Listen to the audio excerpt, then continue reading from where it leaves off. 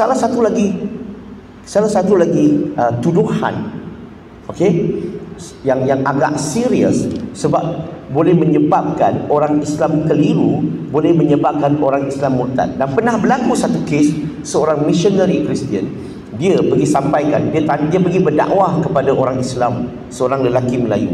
Dia tanya budak lelaki Melayu tu, dia tanya, Nabi tahu tak jalan yang lurus?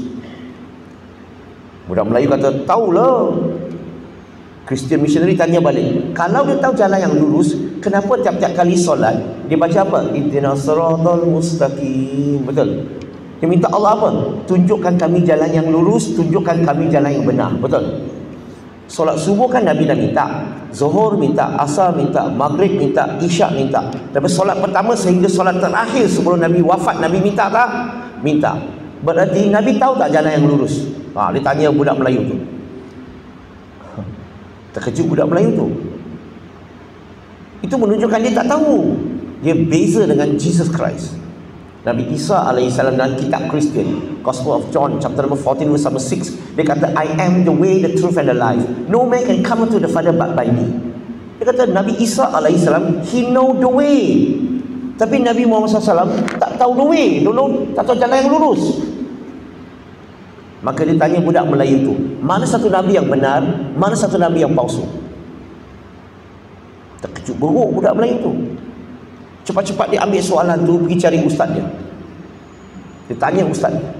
Alhamdulillah, ustaz dia pun tak tahu jawapan. Ustaz tak tahu jawapan, tak apa, ustaz marah dia lagi. Banyak tanya, iman lemah. Lagi budak Melayu tambah keliru. Ingat Islam ada jawapan, ingat ustaz ada jawapan. Dah lah tak ada jawapan, marah orang lagi. Maka budak itulah kemudian dia termakan kata-kata missionary itu, Nabi Muhammad SAW ada Nabi yang palsu. Sebab itulah dia tak tahu jalan yang lurus. Maka dia murtad lelaki Melayu itu, dia masuk Kristian. Dan sekarang ni dia jadi missionary Kristian di Sabah dan Sarawak. Kerja dia untuk menarik anak-anak Islam kita kepada agama Kristian, gunakan hujah yang sama. Bayangkan kalaulah soalan ini sampai kepada anak-anak kita, dan kalau kita tak tahu jawapan, apa akan jadi?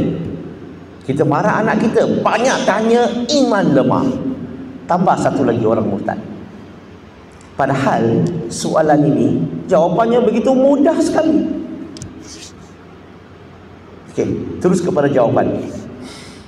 Kita kena faham dulu soalan ini, punca kekeliruan ini berlaku mula daripada mana? Datang daripada mana? Apa puncanya sebenar? Puncanya datang daripada terjemahan Al-Quran yang kurang tepat. Bukan salah, terjemahan Al-Quran yang kurang tepat. Saya bagi contoh. Ramai di kalangan kita baca Quran terjemahan, bukan semua terjemahan ni tak sama dengan ayat Quran yang sebenar. Dia hanya bantu kita memahami sedikit maksud ayat Quran. Betul ke tidak? Contoh, kalau saya tanya perkataan Iqra. Iqra dalam bahasa Melayu panggil apa? Bacalah. Very good. Bila kita terjemahkan perkataan Iqra jadi bacalah, maka sudah berlaku kekeliruan dah. Orang bukan Islam sudah keliru dah. Sebab dalam surah Al-Ankabut surah ke-29 ayat 48, dia sebut Nabi Muhammad SAW adalah seorang ummi. Nabi tak tahu baca, tak tahu tulis. Betul ke salah? Ayat ini cakap tak tahu baca, tak tahu tulis. Ayat ini lu punya Tuhan suruh dia bacalah, Iqra. Cakap betul-betul. Dia tahu baca ke tak tahu baca? Nampak tak? Sebab terjemahan. Iqra sendiri sebenarnya sekurang-kurangnya ada 3 maksud.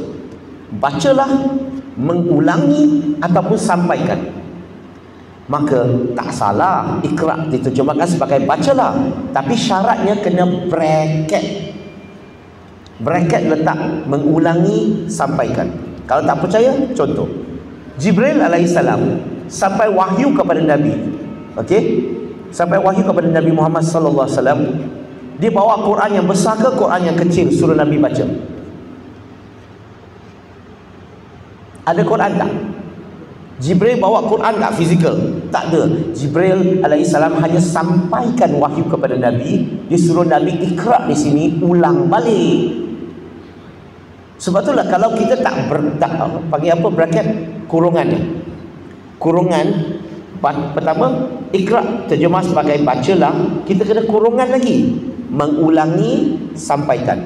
Maka bila dia nampak seolah-olah berlaku pencanggahan, nanti dulu, dia juga boleh bawa maksud mengulangi dan sampaikan, maka tidaklah berlaku pencanggahan.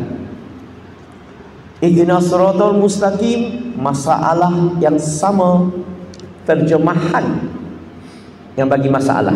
Kita tadi terjemah sebagai apa? Tunjukkanlah kami jalan yang lurus, tunjukkanlah kami jalan yang benar. Padahal kalau kita kalau kita baca ayat Quran, contohnya dalam surah Al-Hajj, surah ke-22 ayat 67, surah Yasin surah ke-36 ayat 3 dan 4, yang bermaksud sesungguhnya kamu Muhammad, Allah cakap dengan Nabi Muhammad SAW, adalah salah seorang nabi atau rasul yang sudah berada dalam jalan yang lurus, sudah berada dalam jalan yang benar. Berarti apa? Bukan saja Nabi tahu jalan yang lurus, Nabi sudah berada dalam jalan yang lurus. Tapi persoalannya, kalau dia dalam jalan yang lurus, kenapa dia minta Allah tunjukkan kami jalan yang lurus, tunjukkan kami jalan yang benar?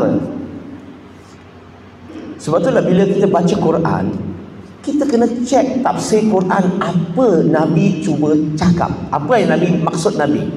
So bila kita baca tafsir Quran, contohnya tafsir Ibn Kathir, okey, ini ulama Syafi'i, dia kata apa? Dalam tafsir itu dia kata, bila Nabi baca ihdinas siratal mustaqim, dia kata Nabi bukan minta Allah tunjukkan jalan yang lurus, Nabi minta Allah bimbing kami dalam jalan yang lurus. Orang putih kata, he didn't ask Allah to show him the right way, the straight path, to show him. No, he's asking Allah to continue guide us in the right way and the right path. Bayangkan kalau ustaz tu boleh jawab, budak Melayu tu murtad tak? Bukan saja tak murtad, budak Melayu tu boleh gunakan hujah itu berdakwah kepada missionary yang cuba nak dakwahkan dia. Sebab itulah saya kata, sebab muslimin-muslimat yang dirahmati Allah, kalau anak-anak kita tanya soalan, kalau kita tak tahu, janganlah marah anak-anak kita. Seringkali soalan yang mereka tanya, itulah mereka yang tak faham. Kita kena cari jawapan untuk mereka. Setuju tak?